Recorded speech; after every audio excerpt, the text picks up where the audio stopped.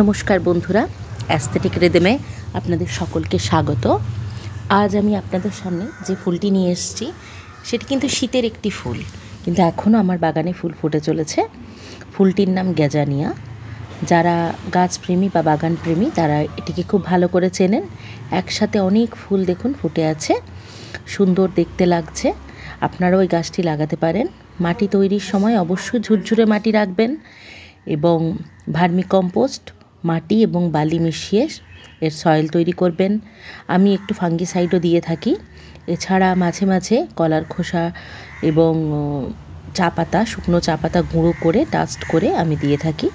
আমি কেমিক্যাল সার ইউজ করতে পছন্দ করি না, তাই আমি দিই না। রোগ জ্বালা এই গাছের মোটামুটি নেই বললেই চলে। ভীষণ ভালো ফুল হয়, আপনারাও বাগানে লাগিয়ে ফেলুন।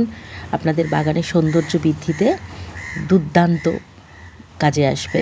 অবশ্যই লাগিয়ে ফেলুন। দেখছেন দুর্দান্ত হয়েছে এবং তেমন পোকামাকড় লাগার কোনো ব্যাপার নেই।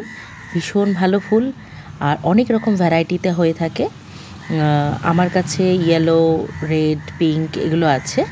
আপনারা এর পুরো রেড পাওয়া যায় এবং অন্যান্য পিওর পিঙ্ক কালার পাওয়া যায়। অনেক রকম কালারের এটি হয়ে থাকে। আপনাদের যে কালারের আপনাদের মনে হবে লাগাতে পারেন। অবশ্য চারা দেখে বোঝা যায় না যে কোন কালার হবে, কিন্তু এখন দেখুন ফুল ফুটতে কি দুর্দান্ত হয়েছে। অবশ্যই এর প্রত্যেকটি কালারই আপনাদের মন আকর্ষণ করবে। ভীষণ সুন্দর।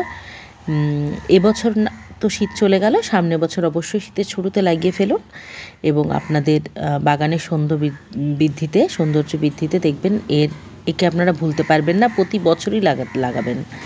আমিও আগে প্রথম বছর লাগিয়ে তারপরেই এর প্রেমে পড়ে যাই এবং তারপরে সব বছরই এটাকে লাগাতে থাকি। ভীষণ পছন্দের ফুল, নাম হচ্ছে গ্যাজানিয়া। আপনারা অবশ্যই লাগিয়ে ফেলুন এবং কেমন লাগলো এই গাছটি এবং ফুলটি অবশ্যই জানাবেন। Thank you.